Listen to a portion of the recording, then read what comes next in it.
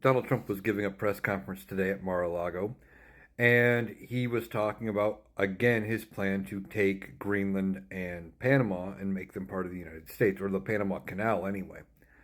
And when asked about it, if he would be using economic coercion or military coercion to make it happen, he said he couldn't rule that out.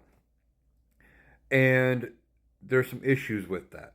First of all, Panama is a sovereign nation.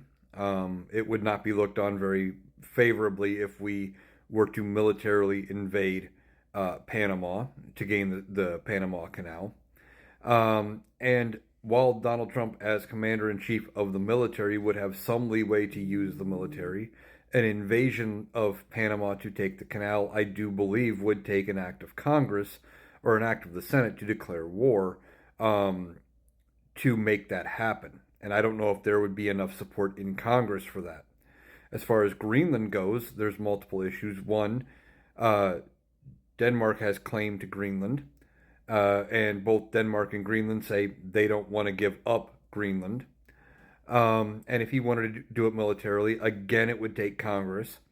But beyond that, Greenland and Denmark are both part of NATO, and Article 5 of the NATO Charter would be invoked, which is an attack against a member nation is an attack against all, and the remainder group of NATO could be drawn into a conflict with us all over this.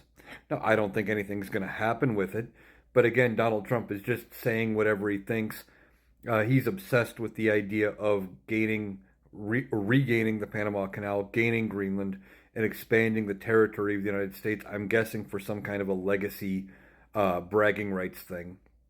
But he was also talking about Greenland and saying that he's not even sure if people know if Denmark has the right to claim Greenland. Well, Donald Trump doesn't know anything about anything, typically. And thanks to a treaty going back to 1814, Greenland has been part of Denmark since then. But they have ties to Greenland going all the way back to 900 and something, which is well before we were even thought of as a country, well before the first pilgrims got here on this continent from England. And Donald Trump doesn't understand that, doesn't care about any of that, doesn't care about history. And he thinks because he doesn't know about it, he can say, well, no one knows what it is. And people are going to believe him because he doesn't know. Again, I don't think he's going to actually have any sort of military victory over any of this, or and I don't think the Senate's going to give him any sort of latitude in declaration of war to use the military.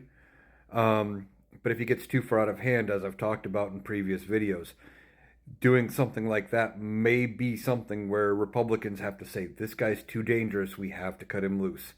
So we'll see what happens there. I think it's mostly talk at this point, but I guess we just have to wait and see what happens after he's inaugurated.